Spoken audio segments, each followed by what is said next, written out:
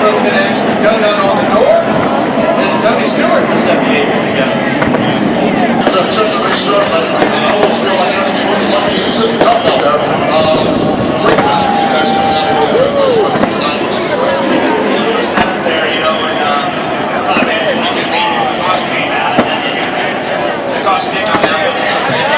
Good bang of the ball there. And I was going to be tired of there. It was a rough shot. And, you know, we were okay. Six or something like that. Caution. So pick up the top for the first shot. How much did change as this race unfolded here this evening? I'm not changing a lot. I mean, you look at, you know, I thought Kevin and I both got better at the end of the race. I thought some other cars got worse as the run went on. But Kevin got good at doing around this at the end and all that stuff. I think I'm kind of going for something. Good luck to Richard Childress Racing in victory lane and a top 5 finish here for Jeff Burton. Alex? Clint Boyer came across the stripe in the second spot. And Clint, I know that's a little wide, frustrated smile on your face. Describe the way this evening went for you tonight, especially at the end.